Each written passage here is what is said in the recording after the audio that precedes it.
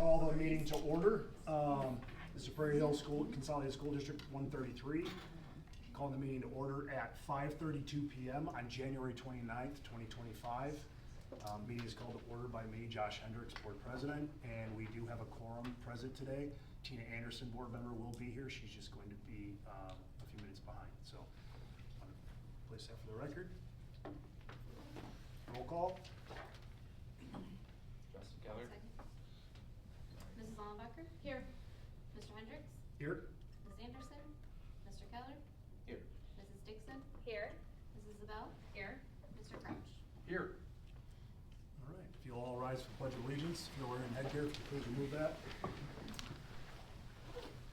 I pledge allegiance to the flag of the United States of America and to the republic for which it stands, one nation, under God, indivisible, with liberty and justice for all.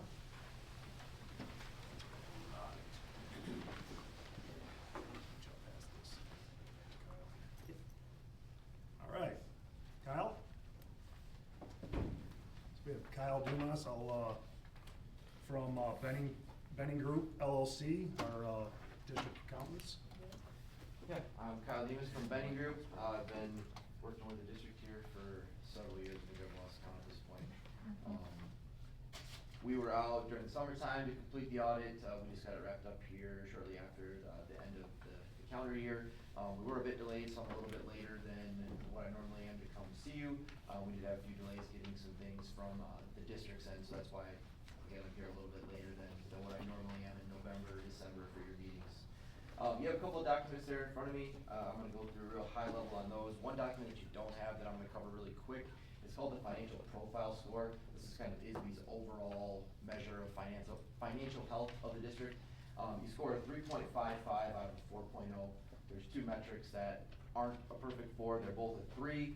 One of them relates to revenues and expenditures in your operating funds. I know there's some intentionality to spend down some of the reserves in those operating funds, so when you look at it in the scope of ISB's metrics here, it moves from a 4 down to a 3.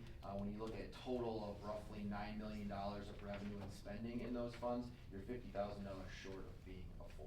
So you're right there in that top tier category. The other one that you get dinged on is the available long-term debt that you have available to you by statute. The debt that you carry in your bonds is actually exempted from the statutory legal debt limitation. Some of you may recall this from previous years. Based on the confines of ISB's calculation, we cannot exempt that debt from theirs. So even though it looks like some of this debt applies against your legal debt limitation, in reality it really doesn't. I just can't change what ISB's form allows us to do. We've tried, they will not let us, and they will not give us the password to change their spreadsheet, so. I'm confined to what ISB requires there. The smaller of the two packets that you have in front of you there, that's our management letter. As auditors, we're required to communicate certain things to you as the board in regards to internal controls and things of that nature. You see on page 2, there's some bullet pointed adjustments there in the middle of the page. Those are items that we had to adjust to get the financial statements to the position of where they are, where we can give our opinion on them. So there's some bullet points there of things that we've done. Many of those are repeat adjustments, not necessarily the same adjustment, but the same type of adjustment of things that we had posted in prior years. So that translates to our comment on page 4, where it's got a bolded heading there about the middle of the page. So we consider to be what's called a significant deficiency. There's kind of 3 levels of comments in our world. There's kind of general other comments. There's significant deficiencies that say, hey, pay attention to me, there's something here that we need to fix. And then there's the worst of the worst, which is material weaknesses, where there's possibility that something's wrong within the numbers. So this item with the adjustments that we posted within the financial statements, we consider to be in that middle category. This is kind of intensifying the comment from years past, where now some of these journal entries are repeats. So our goal when we talked to Clint and to Lisa was to help educate on what some of these items are that are being repeated and where Lisa and the district can get that information to be able to post the adjustments before we come in to do the audit.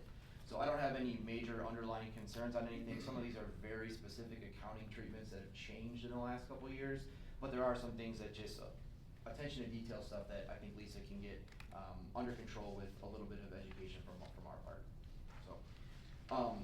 on the back page of that, page 5, there is one other item that we consider to be an other comment. It has to do with the expenditures, the actual expenditures compared to your budget. I'll get into that just a little bit deeper when I get into the other audit report in a second. One thing I always like to call attention to with this back page, page 5 here, is the items that aren't there, the things you don't see that were there last year that have now been resolved. So 3 things that were on this report last year from us. There was grant expenditure reports that are required to get filed 20 days after the end of every quarter. Almost every one of our districts has this comment that it's inevitable that one of them gets filed late during the course of the year. Big round of applause to Lisa and Clint and everyone involved in that. They were all filed on time within that 20-day window. The other one, which is a pretty consistent comment we see in a lot of our districts, is everyone got their statement of economic interest filed on time. So that's a compliance requirement we have to look at for the state, so well done to everybody for getting that in on time. The last one, which was the more significant comment that we had last year, was documentation of the internal controls. The processes, the checks and balances that are in place at the district that we knew existed but weren't ever documented in writing. Lisa and Clint, with the help of Rachel, went through and got all of that up to speed.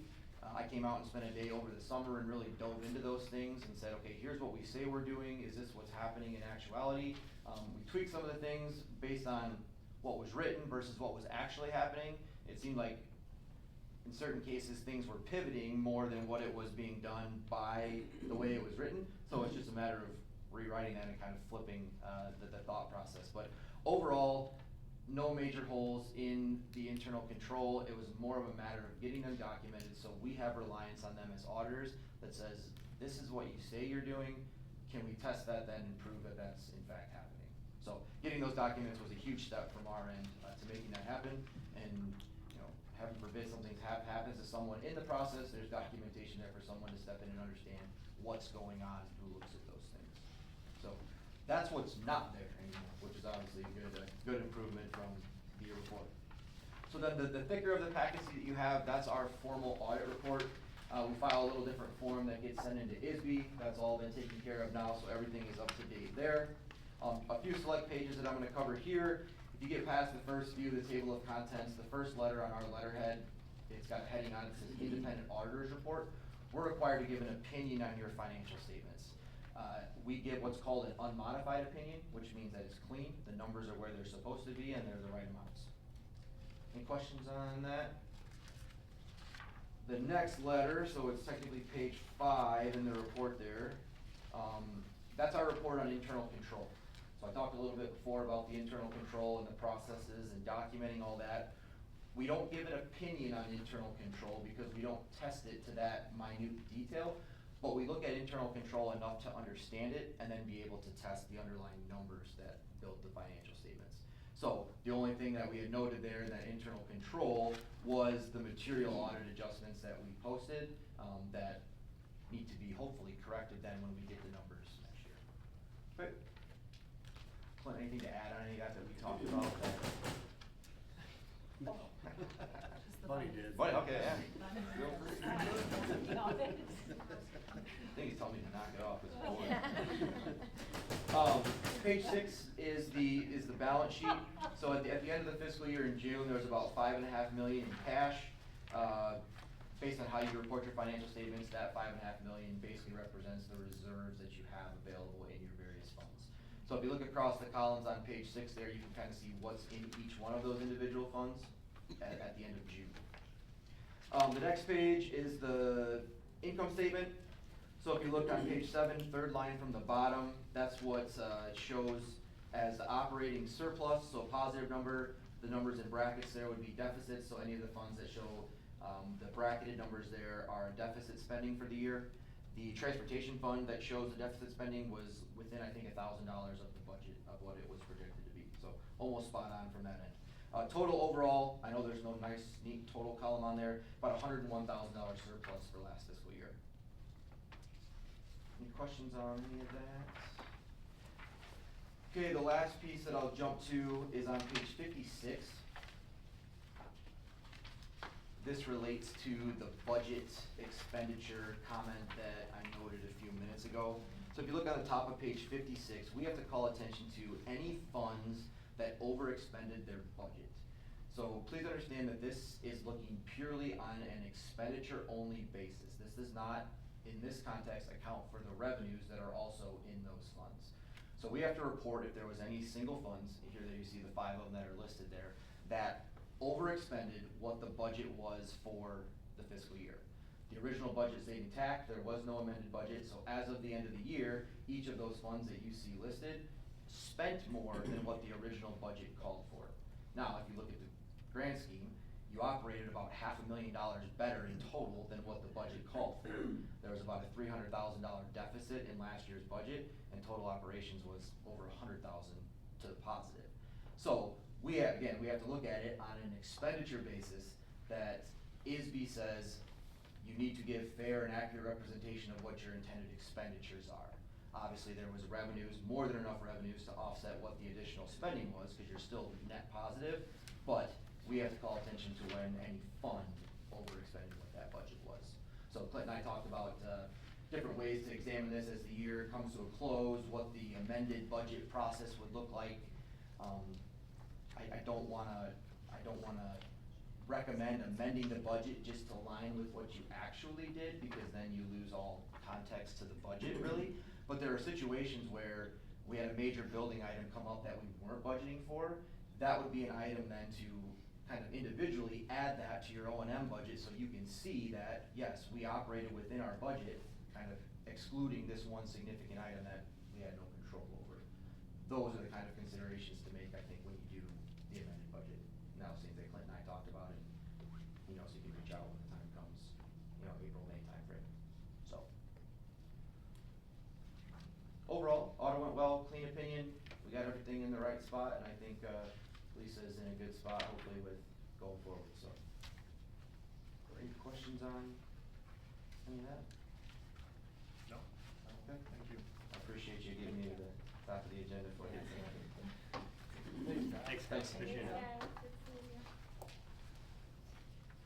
All right. Pride of Prairie Hill Patriots Pen participants. Do we have any other, I'm sorry? do we have any other reception of visitors? We do, Daniel Bennett. Oh, no, we don't. Oh, There are no no, other, okay. other public comment. All right, hi. I'm Andrea Cox, ELA teacher here, and took over Patriots Pen when Mrs. Dixon left the team.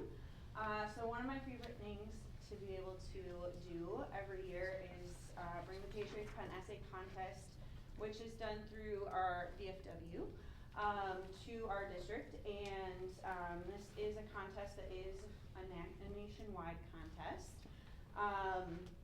Last year, there were over 73,000 students nationwide who participated, and each year our 6th through 8th graders are eligible to participate. And we do that through our local Roscoe VFW. Mr. Tom Cleland has been a gracious host of that and keeping me in line, getting everything to him on time.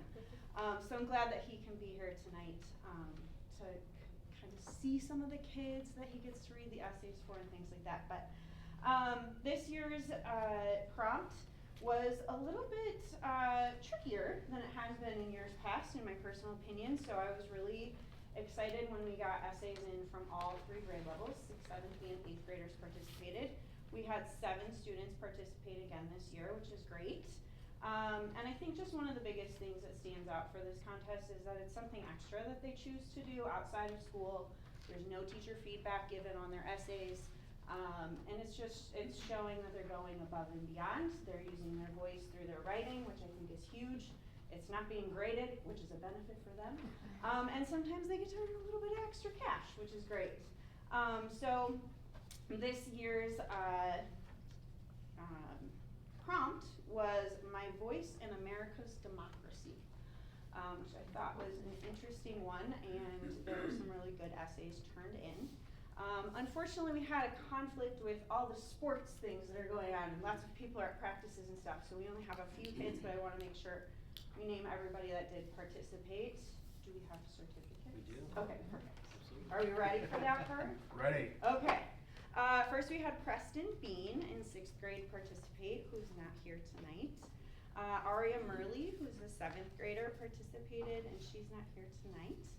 Autumn Mears is here. Autumn, you wanna come up?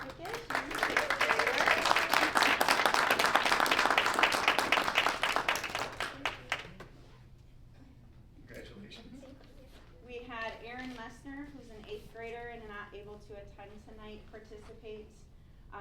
Our third place winner was Charlotte Miller, who is a 7th grader. She's unable to be here tonight. Our second place winner was Aiden Weber, who's an 8th grader. He's unable to be here tonight. His sister actually won first place the last 2 years, which was cool to see him win second place.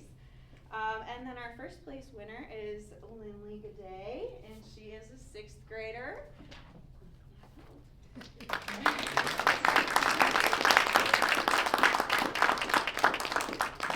And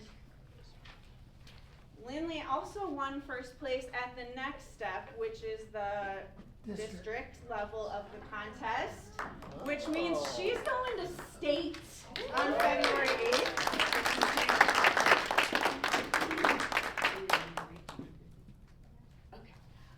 And we already know, Mr. Cleveland, correct, that she is going to score in the top 4. Is that correct? At state.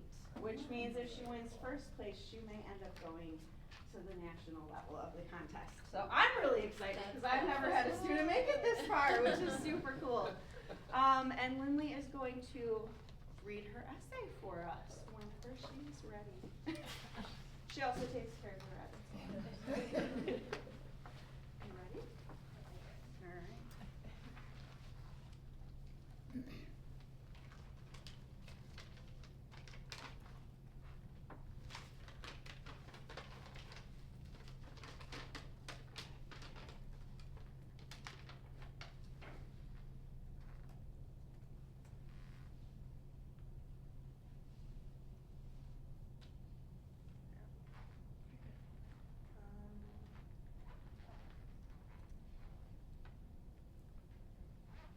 My essay is titled My Voice in America's Democracy.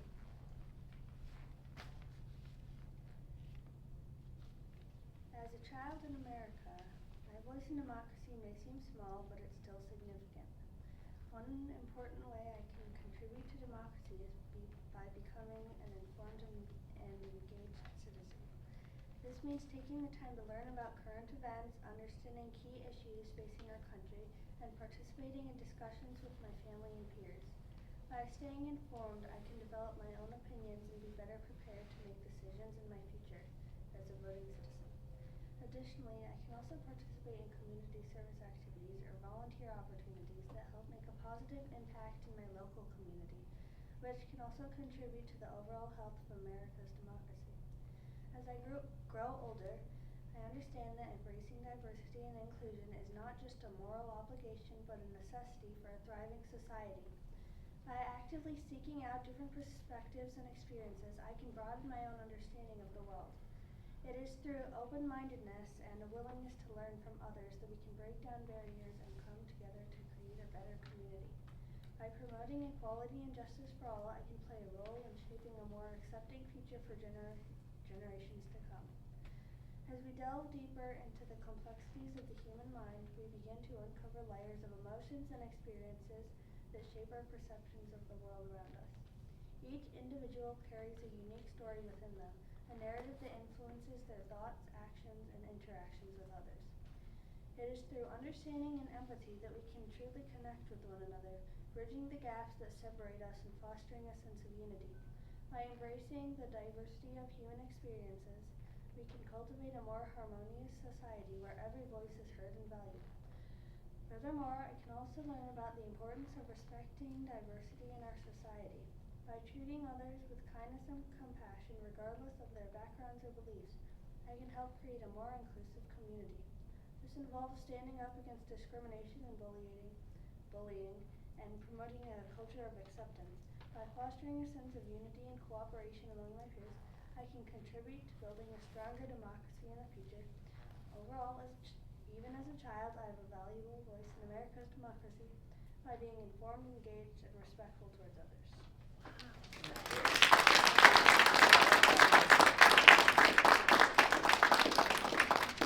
Mr. Cleveland, do you have anything you want to add before we wrap up? I just wanted to say I thank the school district and the school board, and especially Andrea, for your support of this program. I've been working with Willowbrook for, I don't know, probably close to 10 years. The last 4 or 5 with Andrea, and then I worked, I think 1 or 2 years with Mrs. Andrews, and then Mrs. Dixon for a number of years. And we've always had a great turnout for this contest. I did want to say that this is a written essay contest. So when it comes to the judging, all the judges see is what the student wrote. And the first time, I'm not sure, but I'd say the first time Lindley ever read her speech was at the district in front of about 100 people. So she was very nervous, I'm sure. But so every time she reads it, she gets more confident. And as Andrea said, at the state Voice of Democracy Patriots Banquet, which will be February 8th in Springfield, Lindley is one of the top 4 in the Patriots Pen. We don't know which one of the top 4, so she could be anywhere from 4th to 1st place. And we'll be excited to hear the results of that. But at the very least, 4th place, she will be awarded $300 for 4th place at the state banquet. So the other thing I wanted to say is that next Tuesday, April 4th, or February 4th, sorry. We'll take April. Yeah. At 5:30, we are having an awards program and pizza party at the Roscoe VFW for all the Patriots Pen participants and the Voice of Democracy participants. And if any of you would like to be in attendance, we have invited the students and their families, but if any of you would like to stop by, you're more than welcome. And we should have plenty to eat, and so you're more than welcome. Again, I just want to thank everyone, the students, the parents, the school district, everyone, Andrea, for participating in this contest. I believe it's very important because it gives these students avenue to express their feelings of patriotism, and these students are some of the biggest supporters of our veterans. And we really appreciate all the hard work they've done. One last comment is I appreciate the hard work that the school board does, because I was on the North Boone School Board for 8 years, so I know what you're going through, and I'm sure it hasn't gotten any easier since I was on, starting in 1979. So thank you for everything you do, and thank you for allowing these students to participate in this program. Thank you very much. Thank you. Andrea, before you go, we also want to present you with Pride of Prairie Hill. Oh. Thank you for. Thank you.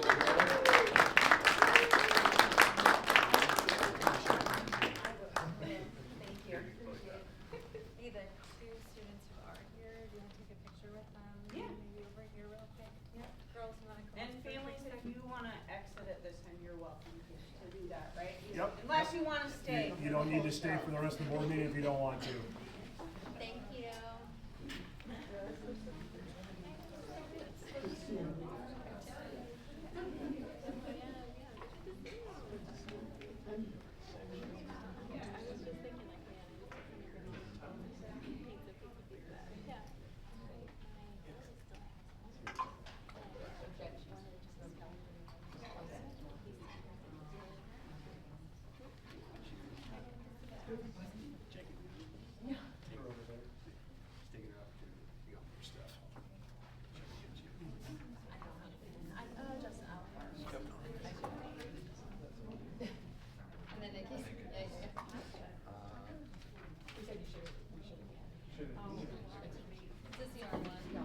That's the only one we got.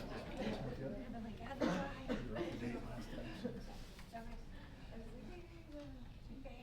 One last Pride of Prairie Hill, and unfortunately, Mrs. Danielle Vanek is not here this evening. She's ill, but we want to recognize Teacher Vanek for the Golden Apple Top 20 Award. So we have a Pride of Prairie Hill certificate for her as well.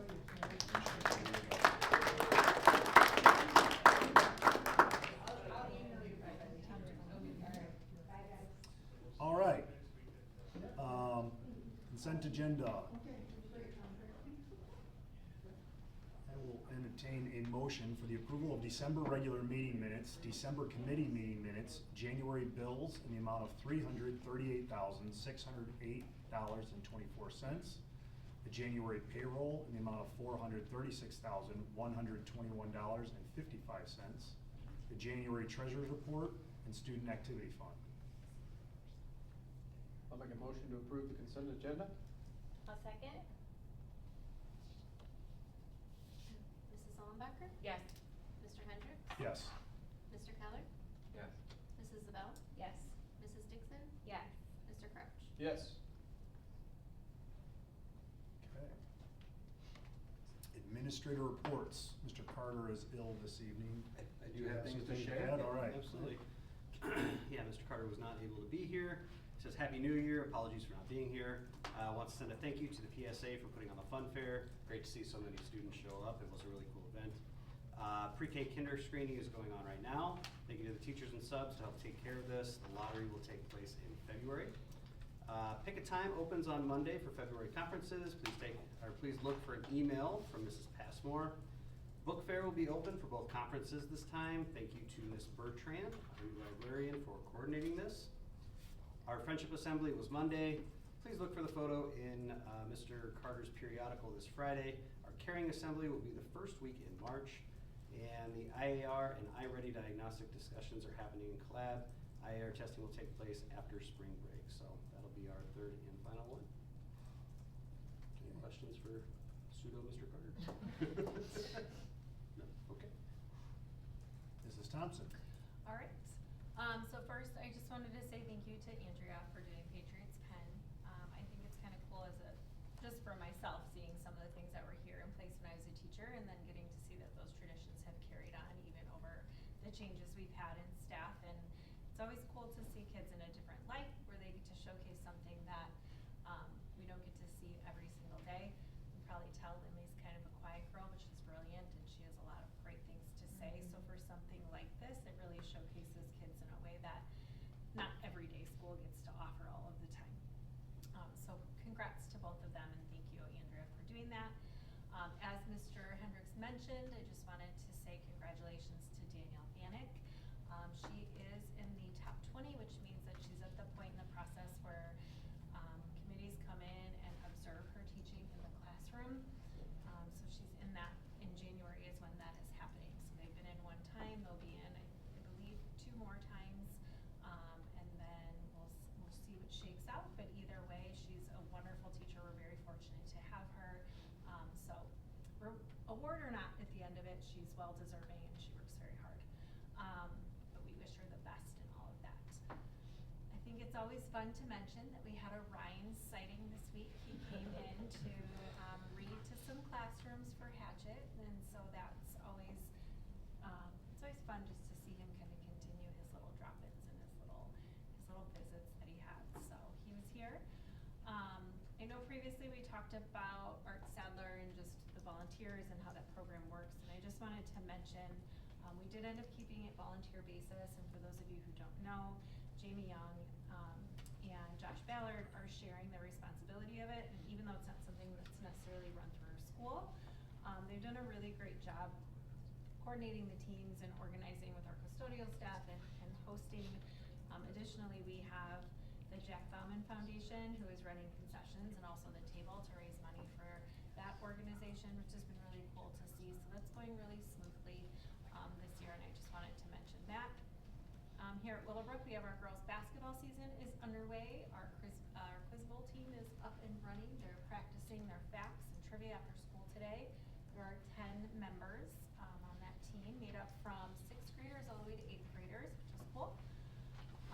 And as mentioned in Mr. Carter's report, we do have conferences coming up, so we will open Pick a Time on Monday,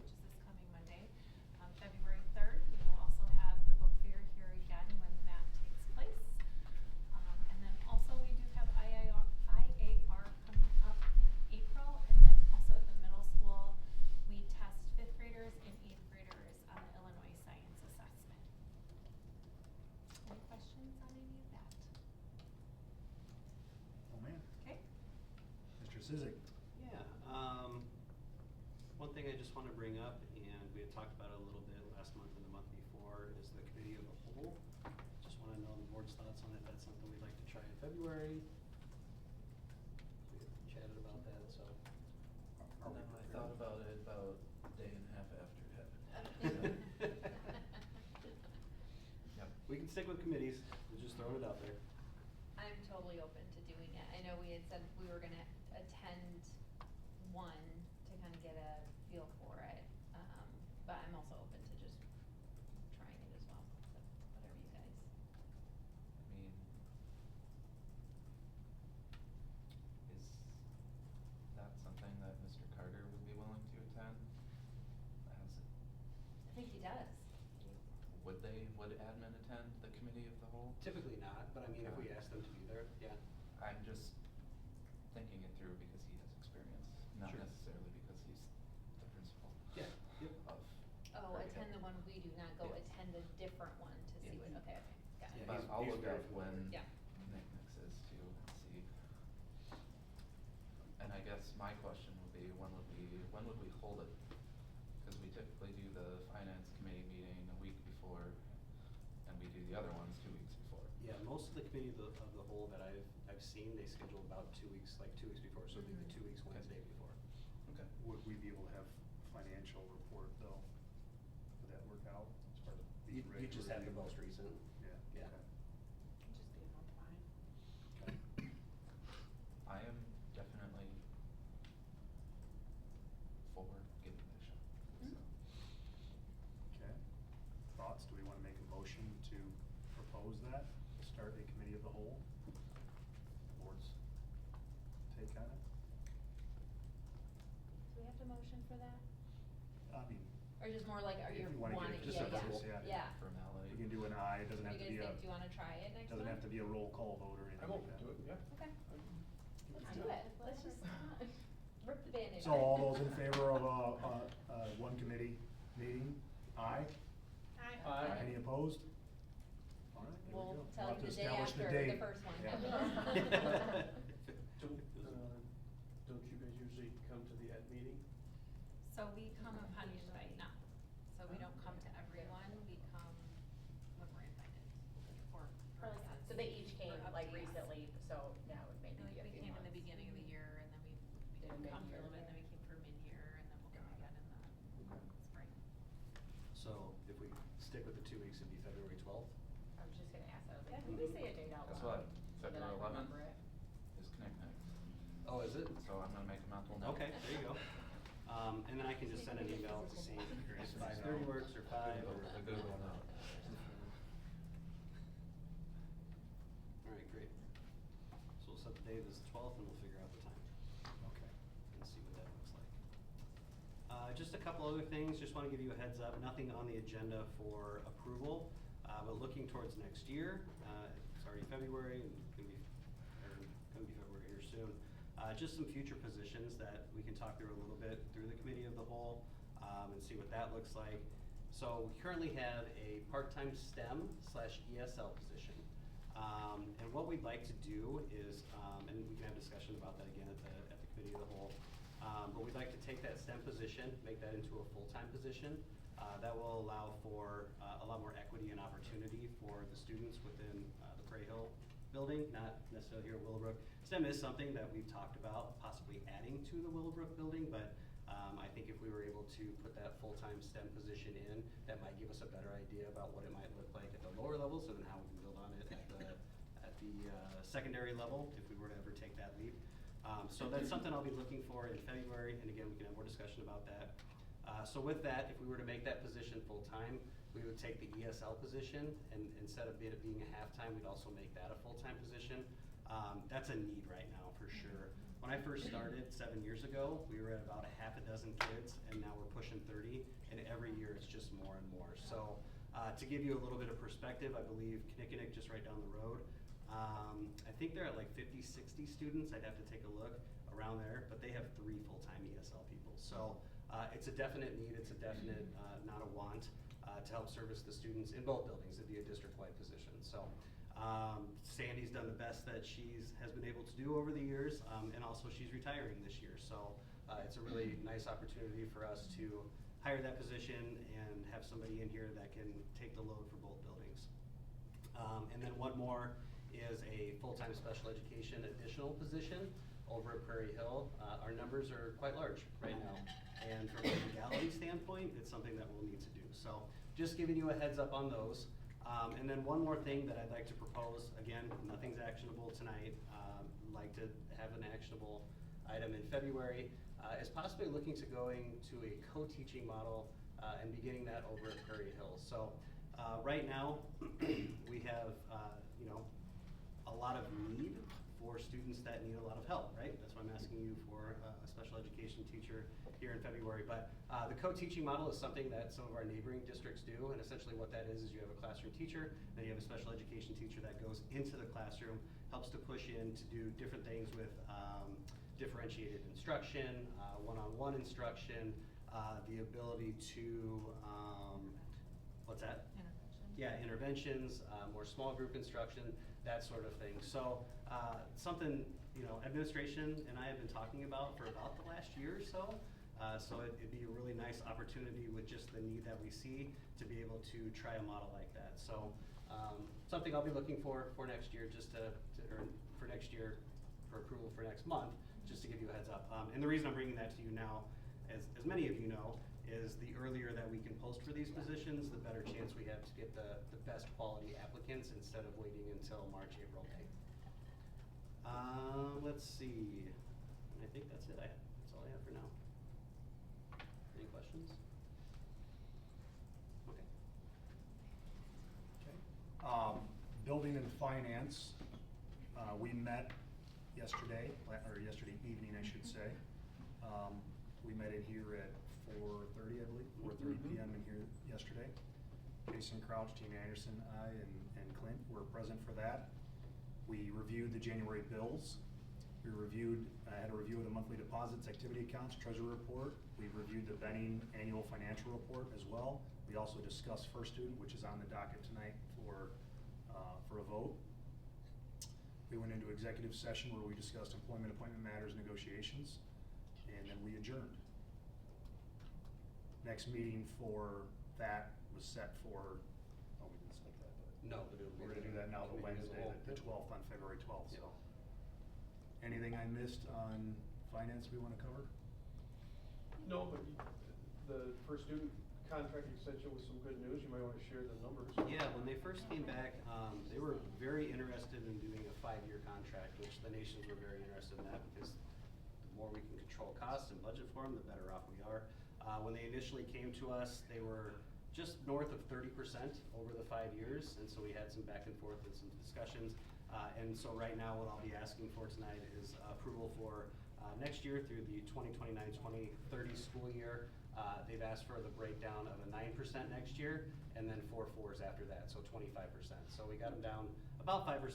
The reason for the 9% right off the bat are a few different reasons. One is they have a new CBA, so they have salaries to pay, obviously, and benefits. The other bigger, there are some smaller things, but the other bigger aspect of it is the fleet of buses. So a lot of their buses are coming up on the age that, I think it's like 12 or 13 years that we have in the contract that we're comfortable with, so they're going to have to start buying new buses and getting those in the rotation. So that's a big part of the 9% up front. And then to be able to control the cost for the 4 4s afterwards, makes a ton of sense.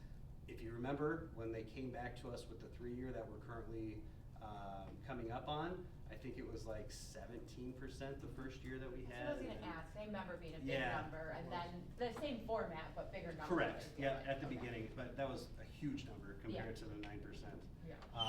And, to be perfectly honest, and transparent, there's not a lot of players in the area for transportation purposes.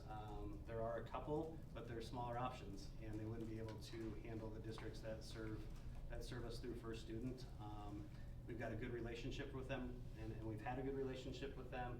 We had some kinks when we first started out this first 3-year, and I think they've ironed a lot of those out. We've got a lot of people that we can contact. Field trips are still a little bit of an issue, just from drivers, but that's increased and gotten better too, just like our sub pool has. So coming out of the pandemic. So all in all, the nation see this as a win-win. I see it as a win as far as budgeting purposes are concerned, and that'll keep us good through the next 5 years. Was there any further discussion about the external cameras on the buses? Yeah, there's nothing set in stone at this time, and it's something that Liddell's looking into, but Okay. nothing that's like concrete. Sure. And to be honest with you, like right now, this is the proposal that we're looking to approve. So the actual language of it, like we can talk about, hey, we wanna see some arms, or we Like wanna when see they some cameras. replace those buses, like the 50 buses or Yes. whatever? Yep. Like maybe that could be part of it then? Okay, Absolutely. great, And I think some of that's a part of the safety standards for busing anymore anyway. good. So that'll definitely all be a part of the discussion. But right now, it's the financial aspect of it. Do you know if these are the newer buses that have the seatbelts? That I don't know. I can find out though. Seatbelts on buses now? The new ones all do. All do, wow. Yeah. Let me find out, Tina. I only know because I watched it on the news. I have a quick question, sorry, for finance. I'm just curious, this report that we get here on page 6 and 7, where they lay out like the, statements of asset liabilities and then the expenditures. I know we as a board get the board report that looks like it's like detailed spending, but it doesn't, like, kinda goes more like bills, like who, where we spent.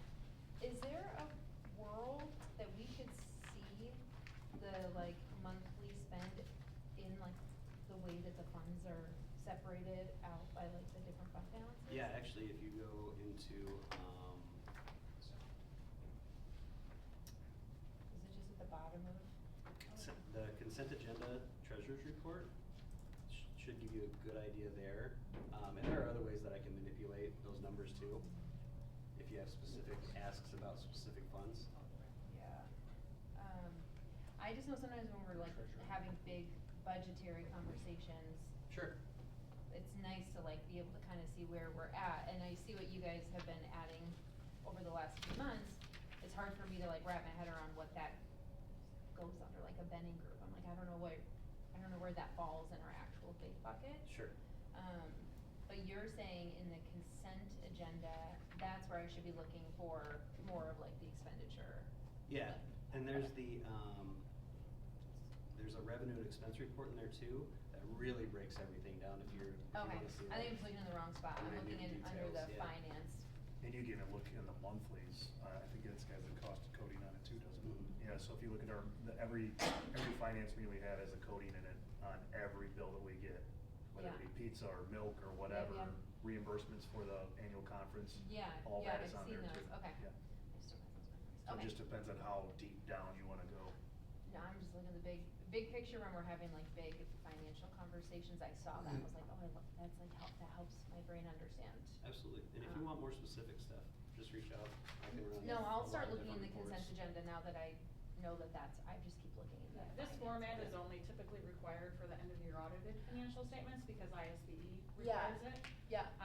But to put this in I think monthly might be too much because there's so many timing issues, but even a quarterly format, a lot of schools do that. Oh, sure. Yeah, I mean, I don't wanna like change something that's happening, but I saw that and was like, that's really helpful to kinda understand. Sure. I mean, it wouldn't take much for her to just, it's the same coding that she does for the monthly reports, to put them in this format every quarter. A lot of schools will do that, it's just a matter of a report function. I mean, is that something that would be helpful to everyone else? Otherwise, like I said, I can So- look in the consent agenda. So, kind of, I feel kind of the same way, like the one that you pointed out, what is it called? The treasurer's report is very condensed. The full line item one is it's like 40 pages long. Sure is. I think the one We that know, I'm we look seeing- at it every I know, month. yeah, we don't wanna I read think that. the one I'm seeing here is kind of in between those two, it's Okay. not We super reviewed that, and condensed. then, just so you understand Yeah. from finance, we actually, every month, I know it's 40 pages, whatever, like, we look at that, we look at every single invoice that backs that up too, and then once we review that, we get issuer questions that come in, we sign off on it every month too. Yeah. We question Right. every other one. Yeah. Why are these All the way down to Why are there pizzas. so many Last night was pizzas coming pizzas. every Thursday? Yeah. How much Why are we paying $260 in delivery for pizza? I don't want that much detail. How they do their fee structure. Oh, okay. Yeah, the delivery's like $4. Okay, that makes sense. Per piece per pizza.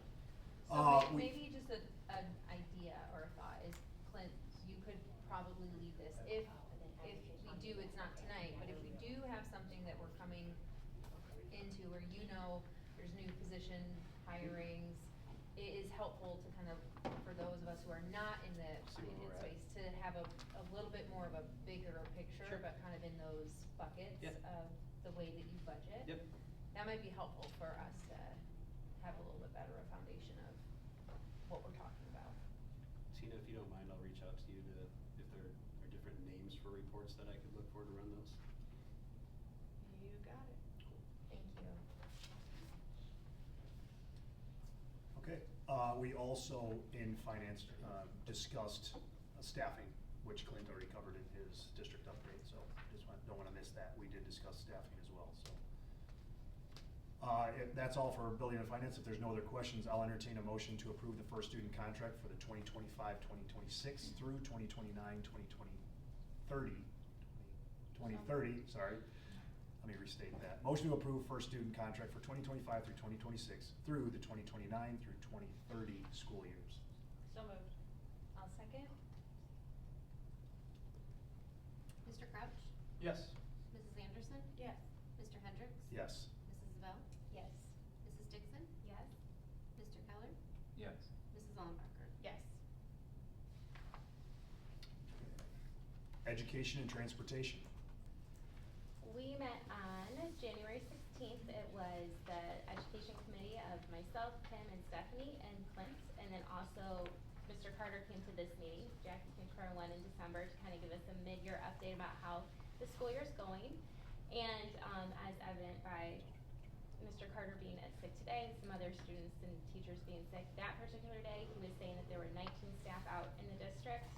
And influenza A was going around like crazy. And a lot of para positions have been hard to fill for subbing as well too. However, we are seeing that increase in our sub pool, which is helping. And then I just want to give a shout out as well to all of those teachers that are pulled, especially our interventionists, like the RTI teachers at Prairie Hill. They get pulled. They have to be very flexible to have that position because I think they go in thinking they're going to work on something and then they get pulled to sub and cover here. So, and I know that happens at Willowbrook all the time as well, so thank you for the flexibility for our teachers doing that. And then Mr. Carter just kind of gave his overall update so far. As we know, it's his first year being principal at Prairie Hill. Very complimentary of the staff and the students and the families and parents and everyone, saying he's seen amazing things. We all know is happening as well. Observing the teachers and getting to know the students, and a lot of great feedback. One trend that he is noticing that was mentioned before in previous board meetings is chronic absenteeism, which came up in our, I believe, our school report card too, something with absenteeism. So he's diving deep into data with that and looking at trends, and working with one of our teachers at Prairie Hill who's actually getting their master's degree in something along this line too. So looking for ways to start to engage the community and educate parents about just how much, if you look at like, even if they miss just, a few days here and there, how much instructional time it adds up to. Or even if you're just tardying, you're 5 minutes late every day, that equates to being gone. Do you remember the number of days? It was Something like for every 10 tardies, it was like 2 days of a instruction. full day of or a instruction, full 2 day full days of instruction, yes. So just, it's okay if you're 5 minutes late, but it really does add up. So just beginning those conversations on how to educate parents, community, students, things like that, to try and improve some of those chronic absenteeism that we're seeing. And then just to let you know, in his next periodical, there's a visual that's Yes. going to be in there for parents to see, shows just to give them an idea for Yes. educating purposes. It Yeah. was also really interesting that it was opposite of what we thought, which was the absenteeism increases by grade as they get older, which we thought there'd be more absenteeism in like kindergarten, first grade, preschool, and then as they got older, maybe parents were like, you're not staying home, you have to Yeah. like now Yeah, do we were your thinking school, like we like were we're not likely taking to- you out early. Yeah, you take your kids out when they're little for a vacation, but as they get older and the homework But- gets harder, I don't think, that's Yeah, right. but Like, so- in our absenteeism opposite what here we all gets thought it would be. worse as kids get older. Mhm. So, yeah, I think there is a educational component to that, like, if I realize like, for every 5 minutes you're late, you miss out on X. Kinda makes you Exactly. wanna drop your kids off on time. Yeah. So, yeah, it was really interesting to hear him talk about it.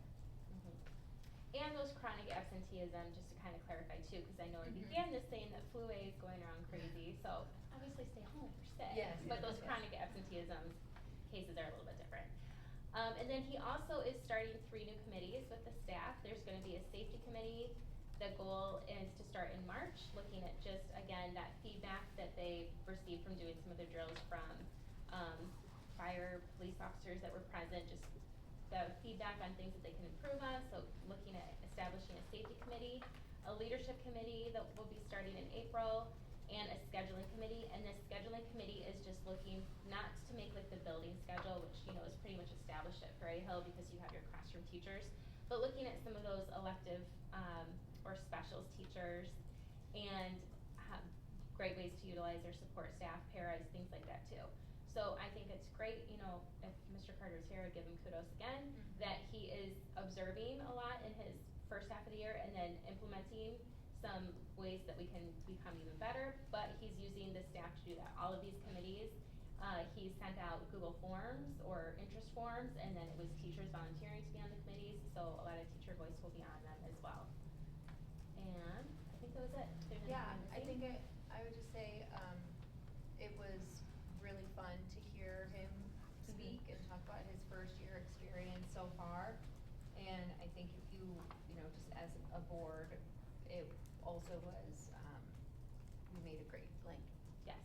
you interviewed and picked the right person. He is a really great addition to the admin. He cares so much about the teachers and the students, and he has some really great perspectives that he's bringing, and it seems like the way that he's relationally navigating change is also, he's doing a really good job, so I think you'll be really happy with how he spoke. Yes. That's it for education, unless there are any questions? I just have a question, I guess, for Jackie, not related to him, but you mentioned the, I think, specials and study halls and whatnot. For Willowbrook,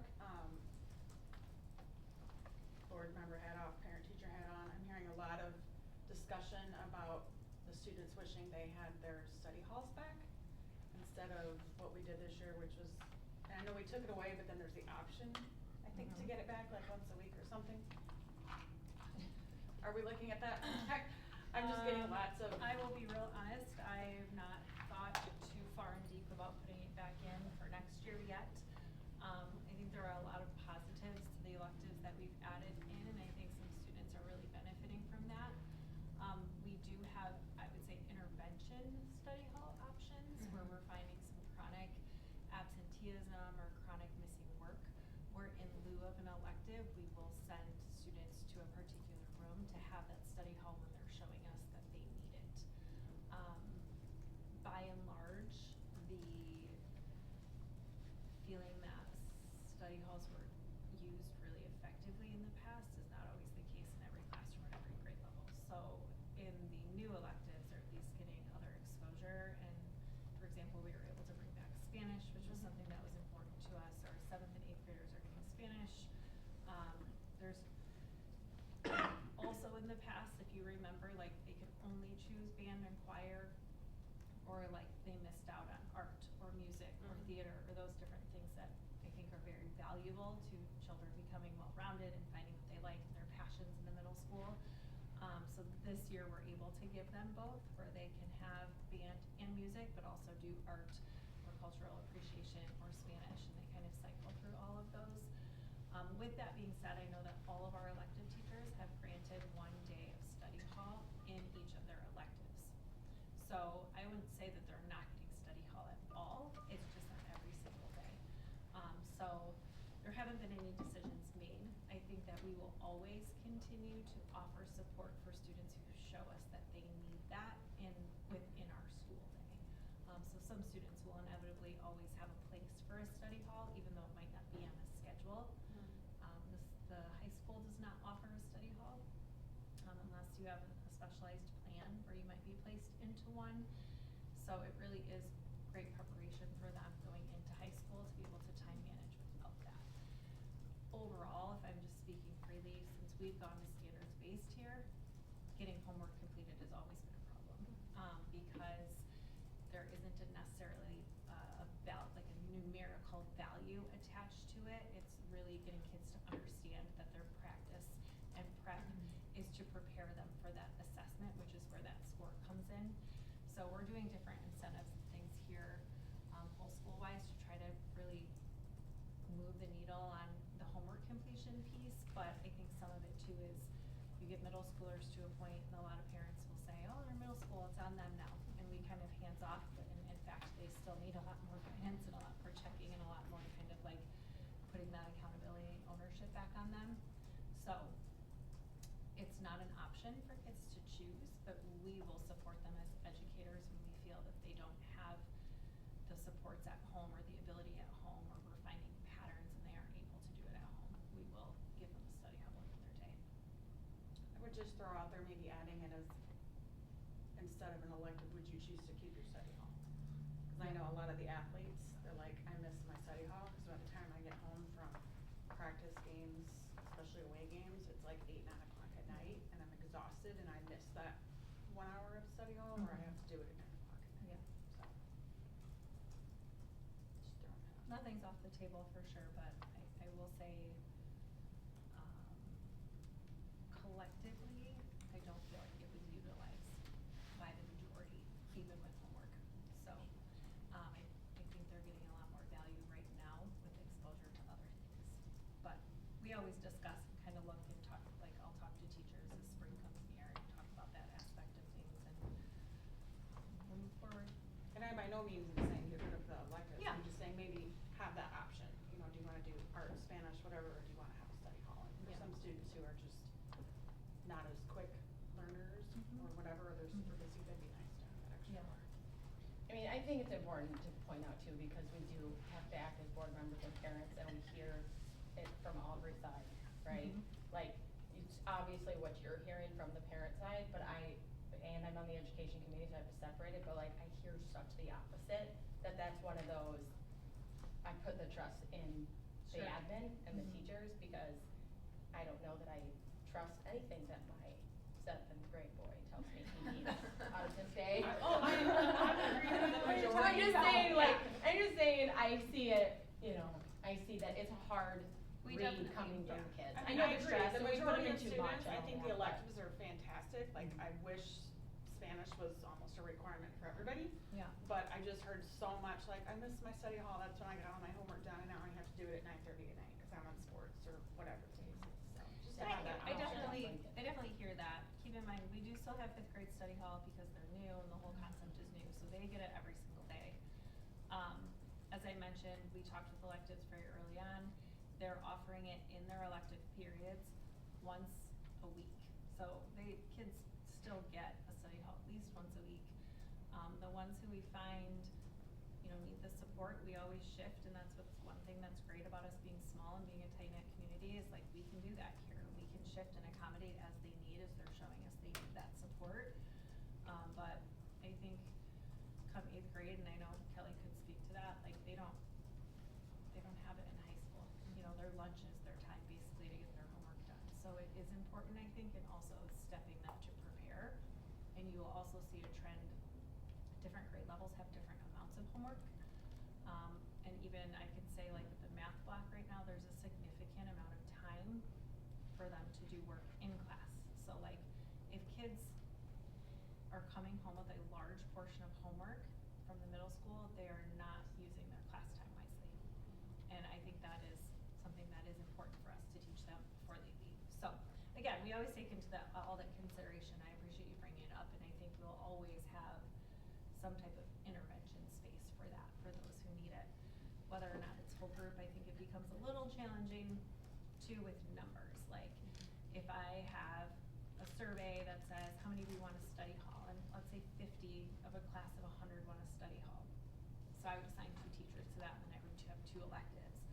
And then, oh, my best friend's in here, so then all the parents are emailing to switch. And at some point, we can't do that because you assign so many teachers to so many classes for so many numbers. So like we get to a point where we say, you know, no, we're not shifting on band anymore. No, we're not shifting on a choir anymore because we don't have any more spaces in these classes because they can only house so electives are sometimes a little bit harder to run with the numerical quantity that they have, just the structure of them, so we try to keep that in mind too. So however we move forward, we just have to make sure that numbers are good for teachers to have a fair amount in their classroom.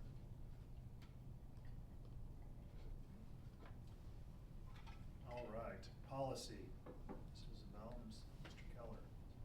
Press first reading. Meeting in general before Sure, your I'll do the presentation? presentation, yeah. Sure. So Steph, myself, and Clint met and we reviewed the OMA action items that Steph is gonna go over here shortly in her presentation. We had items to note for Clint or Nikki to address with the minutes, agenda, things like that. Some were sent your way, Josh, for stating during the meeting. Otherwise, we reviewed section 1, a short one at the end. All those policies were in compliance, no 5-year reviews, but then we have a few policies that are on for a first reading. It's just there for a 5-year review. We don't have any press updates for them. We didn't have anything that needed to be changed from our perspective. So it's just kind of reapproving those policies 250, 100, 640, 665, 6210, 6270. And if there's any questions on those, we'll have our second reading, or you can ask them now. Otherwise, it's on you. Okay. Yeah, I'll put it up here so everyone can see it, or I will.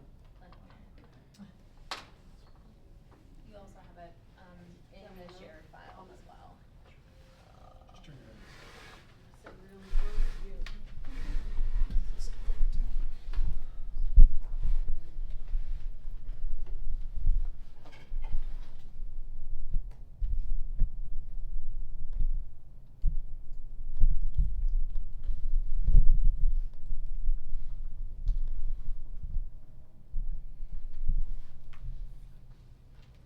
Okay.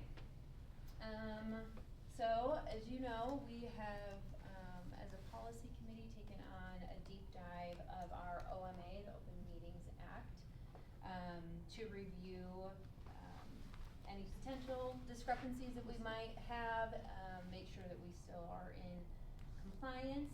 And so what we wanna discuss here is we're pretty much done. So we wanna just quickly talk about, you can go to the next slide. The agenda for this presentation, we're gonna talk about the approach we took, what our findings were, and then the next steps. So first, to speak to the approach, what we did is we pulled all available resources, and I would actually say Justin pulled all available resources. He worked really hard to grab every resource, and the reference, I'll show that on the next slide in just a minute, but we utilized all the references that we have for the Open Meetings Act, including all of our policies that we review, and then we also utilize some examples from different districts locally. Then we took those resources, we created a cited OMA review document. Again, Justin did that. I'm not gonna say we, cause that was a lot of work for him. It's that 20-page document that you all have had access to over the last couple months. And then together we started working through that document. We utilize a color system to flag the different priorities, and what that just means is within the OMA code, there are policies where there's specific requirements that you have to adhere to for the Open Meetings Act, but then there's also things that are strongly recommended. There are things that maybe are a best practice that we could utilize. There are also just some items that are worth discussing that maybe they're not even really a recommendation or a best practice, but if you want to just take another step into being even more transparent or showing more information, we can talk about those options as well. So we went through and highlighted everything, and then anything that required immediate action step is what we focused on first. And then we spent 3 committee meetings reviewing together, and a ton of additional research time was conducted individually.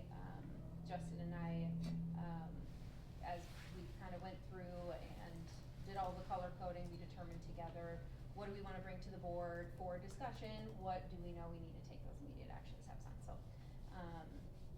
yep, so if you go to the next slide, these are just a list of the references here. You'll see, that we have a couple example agendas that we looked at. We've got some FAQs there. Of course, ISB, we're utilizing our policy, as well, and then the document Letting the Sunshine In, which also speaks a little bit more deeply.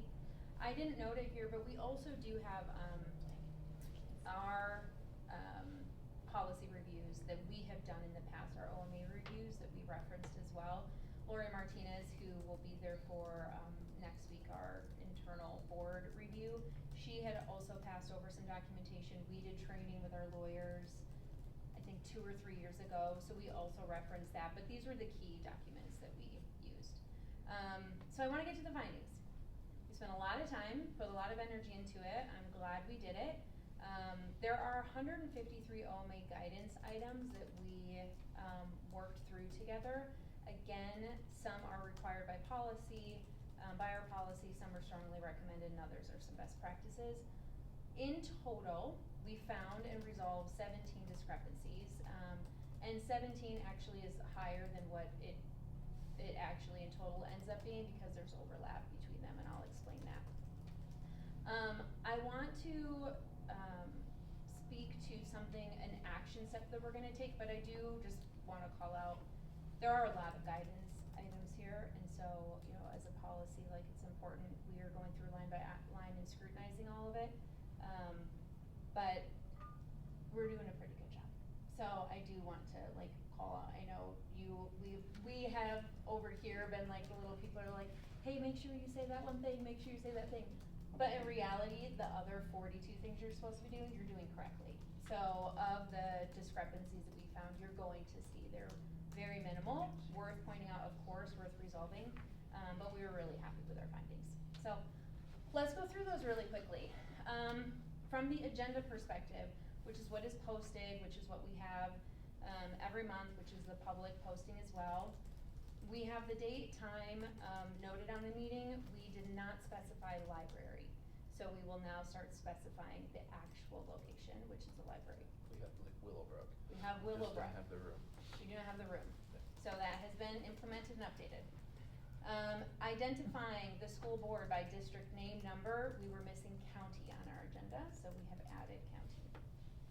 The type of meeting that we have every month, and this is another one of those overlaps, you're gonna see it a couple times here, so again, like I said, that number should go down from 17, but on the agenda, when we are in a regular board meeting, we now will have it noted that it is a regular. Right now, it just says board meeting, now it will say regular. That is to differentiate if we ever do a special board meeting, we will add that. Something that we already corrected a couple months ago is listing consent agenda items, including the approval of our closed meeting minutes. So now, instead of just saying consent agenda items, we are bulleting what is in those consent agenda items. And then the action taken after closed session must contain the general nature of final action to be on the agenda. What that means is we were saying approve the personnel report, and now what we need to, what we should be doing is contain, add a little bit more to the general nature of that. So I gave an example, hire, resignation, and transfer of certified, non-certified staff. So those are the changes that we are making to our agenda. We have connected with Clint, Nikki, these all are actively being implemented or have been implemented.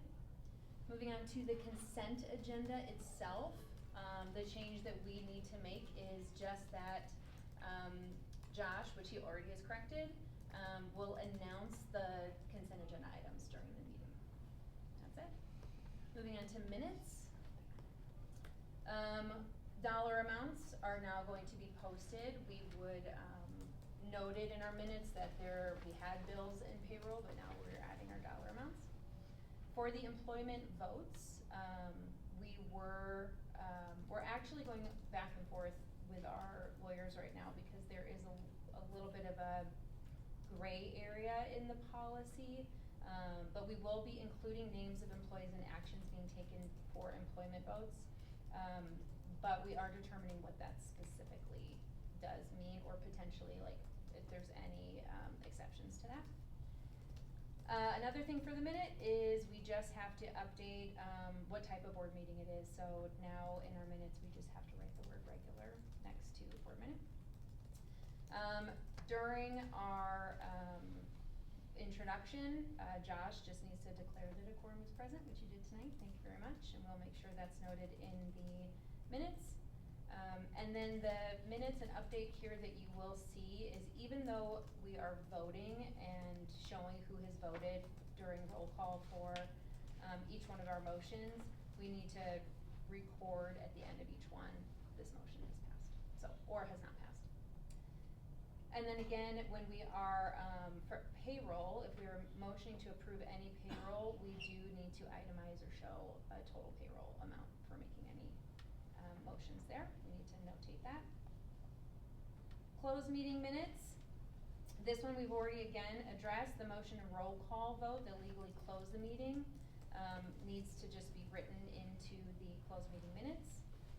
The motion and exemption, once we start recording in our closed meeting, Josh just needs to restate what that motion is, which he's already been doing. And then closed session meetings, we say in our, regular meeting minutes, when we have opened, closed, for both, we also need to just, dictate that into our closed meeting minutes. I think you actually are doing that, but I can't see our closed meeting minutes, so I just kept it on here to just be sure. And then the, final two is for executive session, the agenda, when we are discussing, again, this is just an overlap here, but when we are discussing employment matters, if there is final action required, we do need to, state more than, what the personnel report, we just need to state the general nature of that. And then when we do make our motions and write our minutes, we need to have the employee's name, stated. Okay, and then the final, one, which is, training. So the policy requires that there is an employee designated to receive yearly OMA training. We have always done that. Our, employee is Clint. And after we went through all of this work ourselves and dedicated, I know it's more than 40 hours. It was a bit of time. It was a lot of time. We felt really strongly that a policy committee member should also, we should self-select as a board. And I think it's important to understand why, because I'm obviously gone in May, and so Justin will be designated, but for my perspective of this, I think that OMA is meant to protect the community. It's meant to make sure that we are accountable, that we're transparent, that we are not hiding things. And so it is a very wonderful policy. We should have the policy, we should know the policy.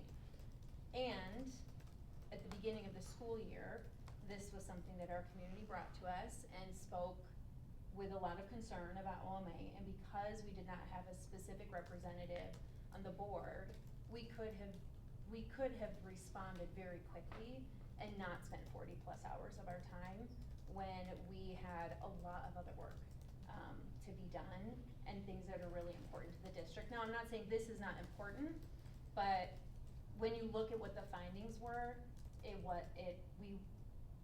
were fine. We had a couple things to address. We could have addressed those really quickly. So I'm not saying it's by any stretch it was a good exercise, it was not a waste. But I've been very clear in the policy meeting, I don't ever wanna do that again.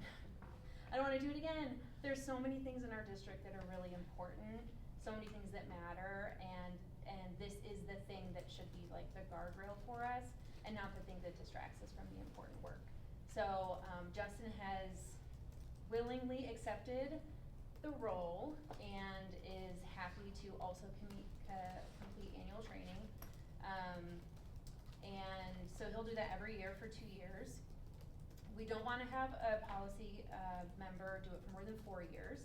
We think it is important to have fresh eyes because I have been on this, I've been in this role for almost 4 years. Clint's been in OMA trained every year, and you can have a miss. You can miss that the county is not represented on your agenda, and like we don't want to miss things. Like we do, it is small, but it does matter at the end of the day.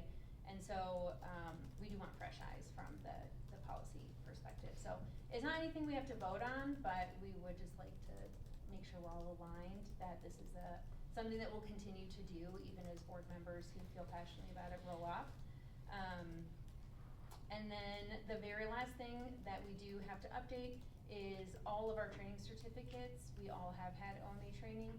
Those do need to be posted on the website, so that has to go up. So that's our final piece. So then for the next steps, Clint and Nikki are to resolve all action items. I think you already have. Thank you so much for doing that. We went through all of them 2 weeks ago. We will of course close the loop on all this, and we'll double check all of our checklist items. Justin, if you all approve, is the official OMA training designee. And then what we're gonna do to help is the policy committee, we're going to create just like a glossary checklist of the top OMA items for school guidance. This will help just all of us, as we're sitting here to understand like, hey, if that's something that does need to be enclosed. Make sure that this is stated. That way, if Josh or whoever's president misses something or forgets to say something, we can quickly say, hey, make sure you make that motion this way. So that kinda helps us all just keep the top level things at the top of mind. Now, we're doing that, but I do wanna just reiterate, you are doing a great job. So there is not like misses, there's not misses that are happening that are really glaring. And then there are a couple things that we are going to just review, and flag for conversation during the board review. There are, like I said, we went after the ones that, everything I'm noting that, we wouldn't even say we're not in compliance, cause some of them were not a compliance issue. It was like, we just want to, it's strongly recommended, we wanna be able to, add that, extra layer. But there's some additional things that we, do wanna just flag during our, session. Him and I need to look through it again because we've marked this up quite a bit, but there are a couple things worth, discussing, that we'll bring to you guys next week. And that's it. Are there consequences for non-compliance, like fines, penalties, what? So we did a full OMA audit, 3 years ago. We, at that point, had, we did have one thing, and it was me. It was my very first board meeting I'd ever been to. I asked a question that should have been asked in open. I asked it in closed, and I did not realize it was an open question. And so if you were on the board, you remember we got a letter from the state that said, you're in compliance, but during this one closed meeting session, one of your board members asked this question. That was me. So, Well, that's pretty good. so we did great, and even these, if we were to have been audited, nothing, there would have been nothing that they would have said. There's no fine or? No. Okay. Now, if I remember correctly, cause I did go back and look at the letter that we received from the state when we were audited last time, if there had been anything more egregious, like we had to like put those closed meeting, those questions that I had asked public, and we had to say, we said something in open that should have been in, or said something closed that should have been in open, so we had to acknowledge that. I think if there had been that like over multiple months, maybe we would have been fined, or maybe something would have happened, but it was so small that it was, I wouldn't even say it was a hand slap, it was just like, here's what you did. There's some decisions can be reversed too, where you have to like re-vote on things. Okay. So there are various Reactions to that. potential conflicts. sure. Yeah. Yeah, cause the compliance component out of these is like the county, but we wouldn't, like, on the agenda, that is a policy, like noted in policy, but not showing that. We weren't showing that when we were audited by the state. And it was not one that they even acknowledged to us, so these are very small.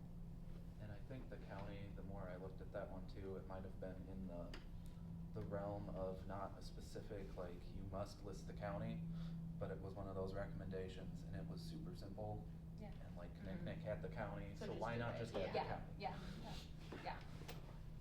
That's why when I said this at the like the 17, I did not even call them lack of compliance, because a lot of them, we just decided like, let's just do it. So anyways, any other questions? No questions from me, but I thank you very much, both of you. I mean, Yeah. as the person that's up here trying to run this meeting and follow our agenda, I appreciate everything you guys have done with it. Obviously tonight, we've been able to catch a lot of these things, and, you know, I would say, you know, none of us are professional degree board members, right? We're all volunteers of this community, doing the absolute best that we can to put students first. And I think it's always important to keep that in mind. So I appreciate that, but again, no reason why we can't continue to better ourselves as a board, as a district, to reflect academically what our faculty, staff, and students are achieving too. So thank you very much for doing that. I just wanna say too, that glossary checklist that I was thinking about that as you were talking, and the fact that you guys are willing to do that, it's pretty awesome, because as somebody who's been where Josh is sitting and then watch somebody before them, it's like, you get up there for the first time, and yeah, we have our OMA training, and we've been through, you know, how many meetings by the time I was in that position, and I start saying things, and I'm like, am I saying this because I'm supposed to, or is I saying this because the last person did it? Like, it's kinda hard, you know, and you're doing it on the fly, kind of, you know, so I think just for future, because Josh is also leaving. Gone in May. That I think, not that I'm gonna keep talking about everyone leaving, but I think the glossary checklist for it's just, I mean, while they are small things, it's just nice to look at something and be like, am I saying this because I'm supposed to, or just because I'm just feeling it out, you know? So, that's awesome. There's another aspect too, that, you know, we have a pretty complete list of, this should be on the minutes. So even the policy committee could have, once a year, just look at the last month's Like minutes what and recent go, one, yes, yeah. yes. And just make sure that everything is fine. And overall, like, the policy, like, I can't even, there's no point in going in the past, but as somebody who came to their first meeting and wasn't even like, I hadn't even done my oath yet, and they went into close, and then I came back, and they're like, oh, and Kimberly Allenbacher, you're on policy, and I was like, I'm on what? Like, and going to those first 2 years of policy meetings, and having no background in policy, and seeing how it was done, compared to how it is now, is absolutely unreal. Like, the gains we made. Like, I don't know what was being done, I'm not gonna lie, it was me for 2 years, I have no idea what we were doing. Like, we were trying to work through it, me and the superintendent at the time, it wasn't Clint, but we didn't know, we were not literally as informed as you guys are right now. And I was trying to read a press and trying to do these things, and the fact that we have such a capable pair of people right now is pretty awesome. Loretta concurs. Did anybody else have anything regarding that, the OMA review? Thank you. Good work. Yes, thank you. Very good work, very, very good work. Very much appreciated. As far as press reading, we need to entertain a motion tonight for the press reading for first reading, and that is paragraph 2, subparagraph 50, paragraph 2, subparagraph 100, 6, subparagraph 40, 6, subparagraph 65, 6, subparagraph 210, and 6, subparagraph 270. I don't know if I'm referring to those readings in the right way, but you get the general idea. Are we voting on them now? That's what I'm confused. No, it's just the first reading. Okay. First reading. Okay. No vote. No vote. Okay. Yeah, we'll remove that. Oh, okay, you're gonna move the motion. And then Okay. All right, well, I will move on to miscellaneous, and Sorry. That's I all right. removed the votes. I'm like, my words moved. In connection with that, yesterday I received a letter from the Office of the Attorney General We have an allegation filed against us by Miss Misty Wells. This is in relation to the OMA, an allegation of violation of OMA as far as what was verbally stated on our consent agenda relating to September committee meeting minutes. So that is being reviewed internally with the district, and then we're also working with legal counsel on that to provide a response. FOIA requests, Illinois Retired Teachers Association. Same thing they always do, right, Nikki? Yep, name and contact information for retiree teachers. And I got that Monday, I believe. Monday, something like that. Sometimes. Okay. Monday-ish, Tuesday-ish. All right. That is all. Executive session. I'm going to entertain a motion to enter into executive session to discuss appointment, employment, compensation, discipline, performance, or dismissal of specific employees. That deals with paragraph 5, ILCS 120, subparagraph 2, subparagraph C and 1. Negotiations. 5, ILCS chapter 120, subparagraph 2, subparagraph C, item 2. That is all So for moved. that. Okay. I'll second. Mrs. Lawbacker? Yes. Mr. Hendricks? Yes. Mrs. Anderson? Yes. Mr. Crouch? Yes. Mrs. Sabel? Yes. Mrs. Dixon? Yes. Mr. Calder? Yes. Okay, we are exiting open session at 6:59 PM, January 29th, 2025.